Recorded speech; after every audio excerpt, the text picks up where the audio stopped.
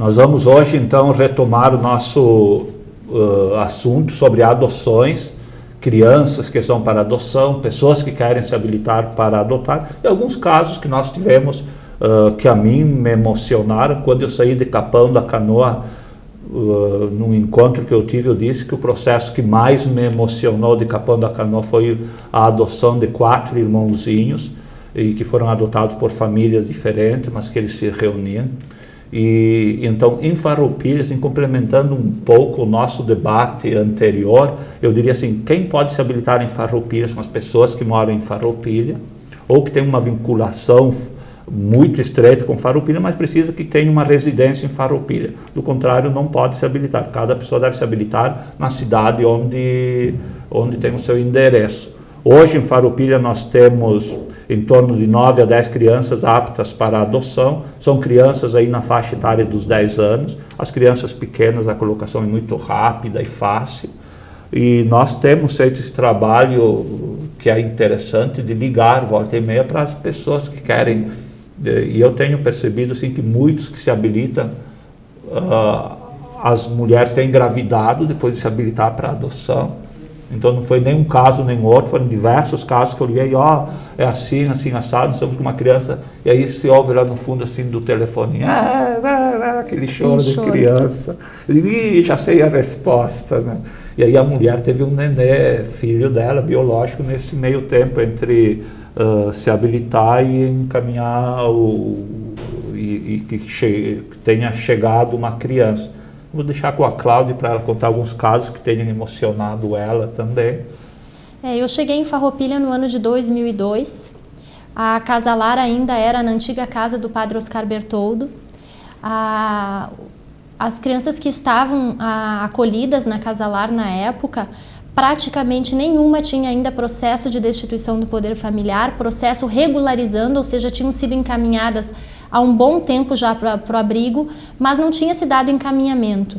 E logo que chego, então, me deparo com a situação de 5 irmãos, né, onde havia um interesse de um casal do Rio de Janeiro, que visitou o abrigo, se apaixonou por essas 5 crianças, foi fazer uma doação na Casa Lar e acabou se apaixonando por 5 irmãos, e tinha a intenção, então, de adotar essas crianças. Só que o processo de destituição, enfim, que essas crianças poderiam ser adotadas, ou seja, tornassem elas aptas, nem tinha sido ajuizado, né? Depois que foi ajuizado, estava com um andamento muito lento, porque não conseguia se localizar essa mãe tinha envolvimento com prostituição, enfim, era muito difícil. Existia mais de um pai dessas 5 crianças, então tinha que se correr atrás de diversos pais, localizar esses pais para poder processá-los, enfim. E isso estava demorando um pouco e isso acabou angustiando porque nós estávamos com a possibilidade de uma adoção de 5 irmãos que por uma questão burocrática não estavam tendo uma família, uma família muito boa, com muito boas condições e com um interesse extremo na adoção dessas crianças. E foi muito interessante, me emocionou muito essa adoção, porque no dia dessa audiência, quando finalmente se conseguiu localizar essa mãe e esses pais, e isso também graças ao envolvimento dessa família que tinha interesse na adoção dessas crianças, se mobilizou toda uma rede aqui do município, se mandou assistente social buscar e conselho tutelar buscar esses pais em casa para trazer para essa audiência.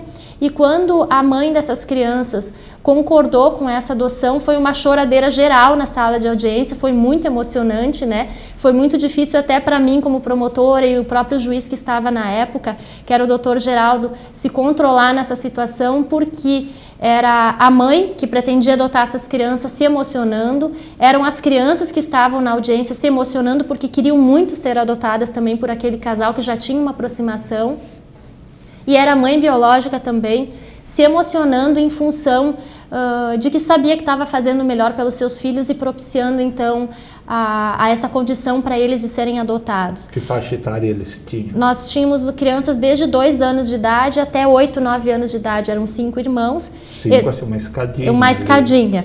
E essa família do Rio de Janeiro já tinha uma menina adotada de uns 5 ou 6 anos de idade que tinha sido adotada num estado do Nordeste. e acabou adotando mais essas 5 crianças de Farroupilha. Essa família acabou participando de uma reportagem no Jornal Pioneiro alguns anos atrás, porque é uma família que acabou viajando o mundo com essas crianças. Hoje essas crianças moram na Espanha, mantém um contato com a mãe biológica, eventualmente por telefone.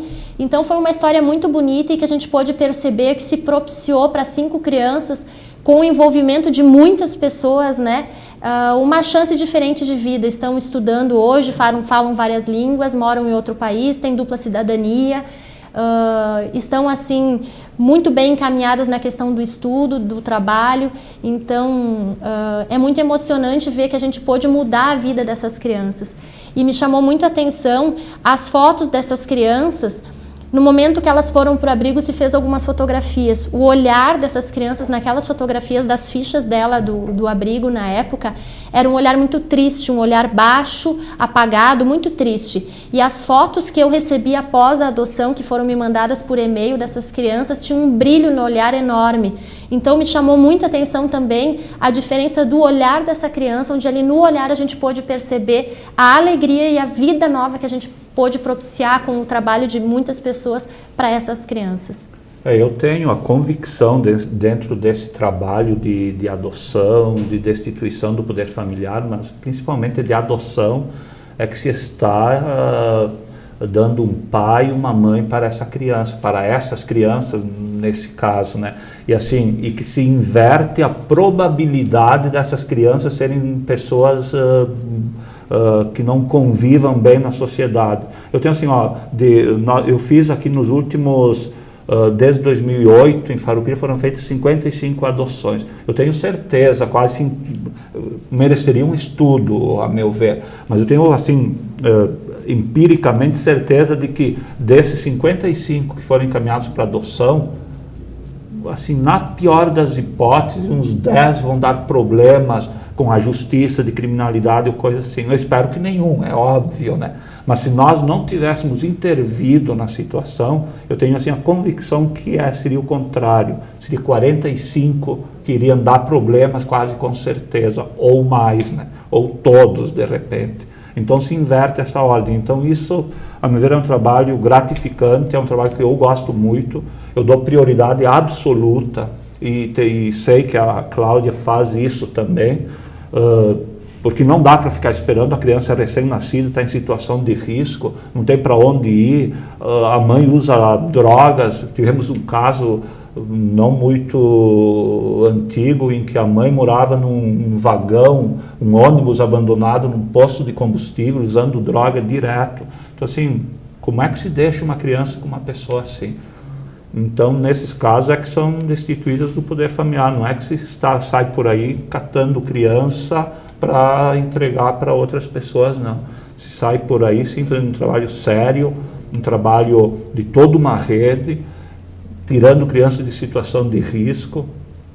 E é impressionante, assim como as pessoas que adotam, eu tenho feito diversas ligações, o encantamento, assim, a alegria de poder estar adotando.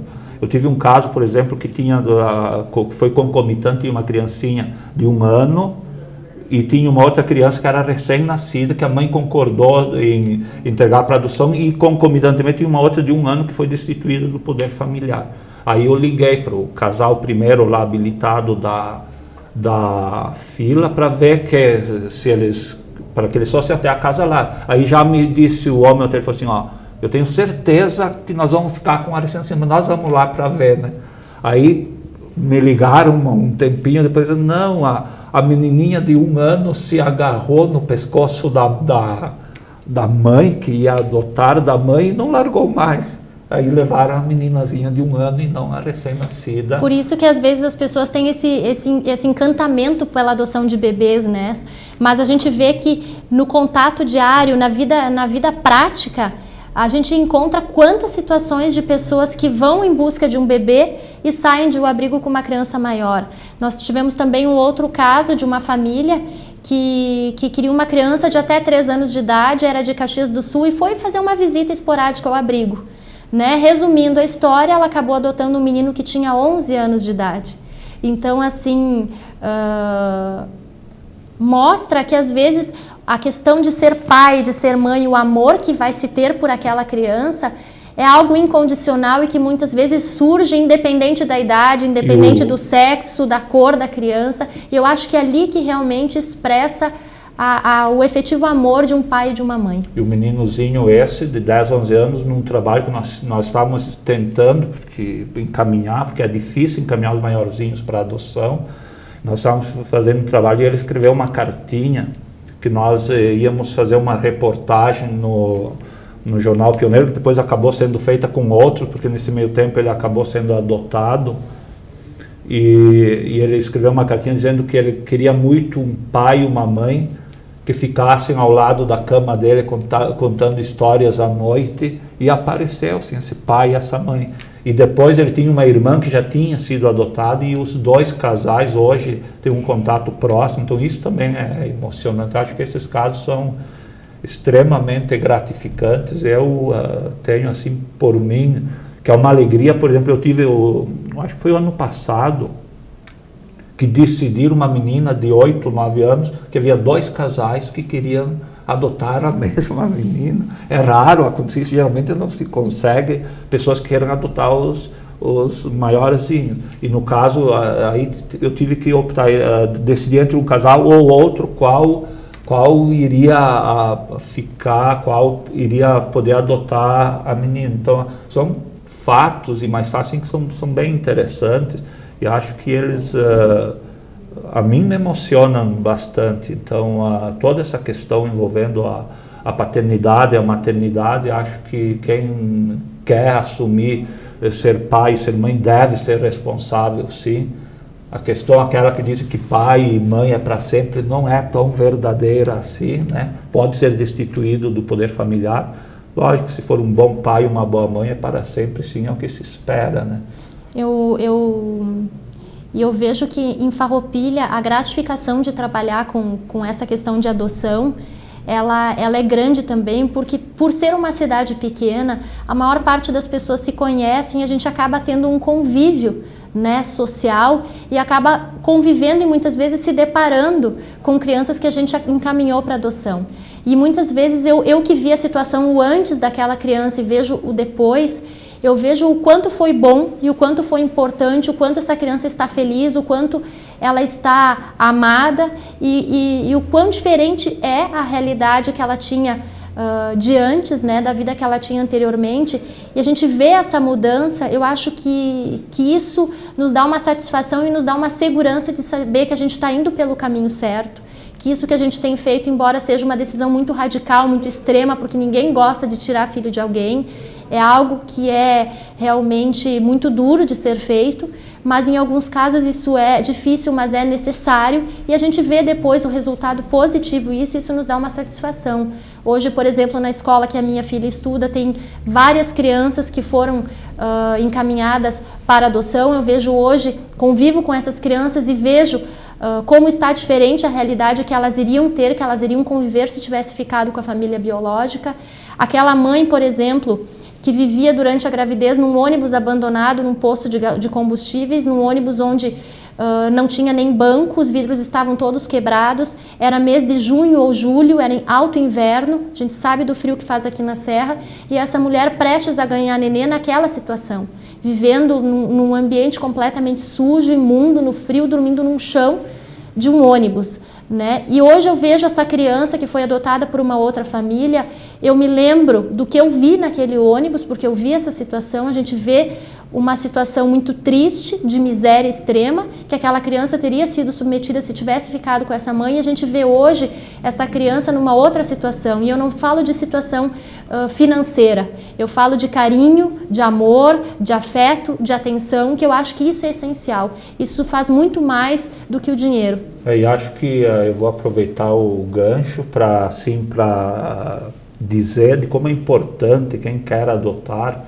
assumir essa condição de pai e mãe. Não se adota por caridade, não se adota porque eu vou melhorar a situação de alguém. Ah, coitadinho, não tem ninguém. Ninguém é coitadinho. Aquela criança que se for adotar por essa motivação, é melhor não adotar. Quem está disposto a adotar, que seja para ser pai e mãe, com todas as repercussões que tem ser pai e mãe, todas as alegrias, as dificuldades e as tristezas também. Então, quem quer adotar, e isso vale, não é só para adoção, vale para quem quer ser pai e mãe. Quem quer ser pai e mãe tem que saber que é algo muito gratificante. Eu sou pai biológico, sou pai adotivo também, e para mim é gratificante, e acho que a grandiosidade de ser pai é você cuidar bem do seu filho, é dar amor, dar carinho, é brincar com ele, é acompanhar a educação dele, é poder dar uma boa estruturação para ele. Então isso é gratificante, e isso vale para a filiação biológica, para a filiação adotiva. Eu que tenho as duas experiências, eu diria assim, você quer ser pai, seja biológico, seja adotivo, seja pai. É isso que se espera, né? E eu vejo assim, nos casos nossos de adoção, como é bonito ver quando alguém assume realmente esse papel de pai. Eu vi uma reportagem que foi feita no Pioneiro no final do ano, e perguntavam para um pai que adotou como que era. Diz: eu sou pai. É isso, não tem assim, é pai adotivo, não, eu sou pai. Assim, eu, falando pessoalmente, para mim não existe a filiação adotiva ou a filiação biológica, existe a filiação. E a questão biológica, para mim, conta muito pouco dentro daquilo que é ser pai ou mãe. Então, por conta disso também que eu destituo do poder familiar quando eu vejo que a pessoa não tem condição nenhuma. E eu contava assim, antes eu estava relembrando quando você falava de casos, por exemplo, dramáticos em que ninguém gosta de tirar os filhos de alguém, e é lógico que eu não gosto. E então, assim, de uma mãe, por exemplo, que saiu correndo da sala de audiência enlouquecida quando eu disse que ia ser acolhido o nenezinho dela. Mas assim, mas tem o contraponto, né? Se eu não gosto, mas também não dá para deixar uma criança vivendo em situações extremamente ruins, né? Assim, que você vai ter certeza que não vai ser bem cuidada, né? Então não dá. Então, quem quer ser pai e mãe, que tenha esse cuidado de dizer assim, eu vou ser pai e mãe e vou dar uma boa condição, e não estou falando em condição econômico-financeira, não. Eu vou dar carinho, vou dar afeto. Agora não adianta dizer eu vou dar afeto. E tivemos um caso, por exemplo, que a meninazinha chegou na escola com maconha dentro da meia. Então não adianta também afeto se você usa droga com o seu filho pequeno. Isso não é afeto, né? Então tem afeto e afeto. Então acho que é preciso que haja um cuidado para quem quer ser pai e mãe, e quem quer ser pai e mãe adotivo, que tenha esse cuidado também de não querer fazer caridade, de querer ser pai e querer ser mãe. Isso é fundamental, a meu ver. E justamente fugindo desse perfil de adoção de crianças recém-nascidas, que a gente convida as pessoas que queiram, né, conhecer as crianças que nós temos aptas à adoção em Farroupilha, que tenham uma intenção efetiva de adotar e não de conhecer por conhecer, de curioso ou de caridade, e sim que pode haver uma disponibilidade em adotar crianças. A gente convida então que visitem a Casa Lar, telefonem para a Casa Lar, agendem uma visita com a assistente social, para que possam então conhecer as crianças que nós temos em Farroupilha, que são crianças maravilhosas. Nós somos suspeitos para falar, né, Mário, porque nós somos apaixonadas por essas crianças. Eu tenho certeza que se as pessoas conhecessem mais profundamente, convivessem com essas crianças que estão lá, mesmo aquelas que são maiores, que já são adolescentes, se apaixonaria também, e mudaria muitas vezes aquele preconceito que existe, né, de que são revoltadas, de que são agressivas, de que vão me dar problema, né? Eu acho que esse perfil, quem conhece e quem convive com aquelas crianças, percebe, né, de que isso realmente é um preconceito totalmente equivocado, totalmente errado, porque são crianças fantásticas, crianças maravilhosas, né, e que têm um desejo muito grande de receber amor, de receber carinho, e que vai fazer de tudo para que isso dê certo, né, e estão esperando realmente alguém que possa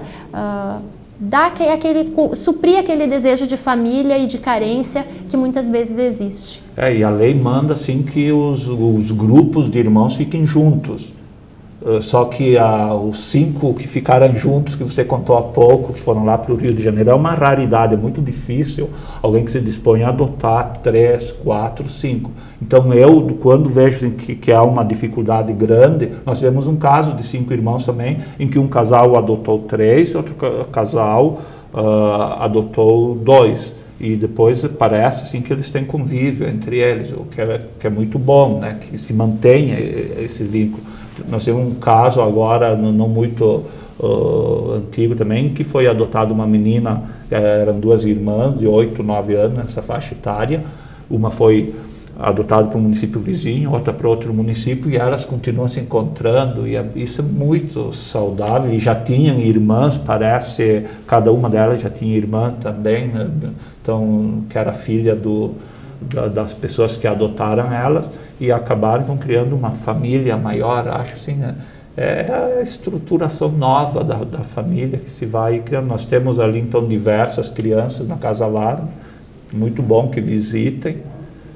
As crianças vão adorar. Eu vou aproveitar aqui o momento para elogiar o trabalho da Casa Lar. Acho que nós temos um trabalho muito bom na Casa Lar. A Rose e as demais, eu não conheço todos os funcionários, então só vou citar o nome da diretora para não esquecer os demais.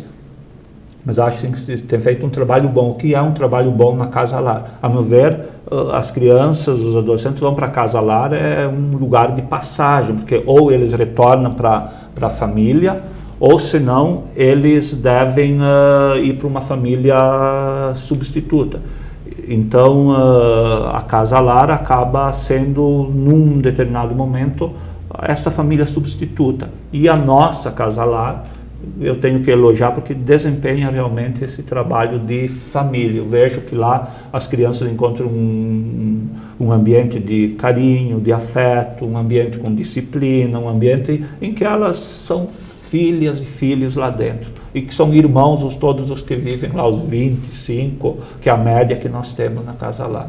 Como dá para perceber, nós somos apaixonados pelo nosso trabalho, né? A gente poderia aqui ficar falando horas e horas, né, Mário, sobre esse assunto, mas então fica esse convite para as pessoas de conhecerem, né, conhecerem o trabalho aqui de Farroupilha em relação a essa questão da adoção, uma visita, quem sabe, daqueles que têm interesse na Casa Lar.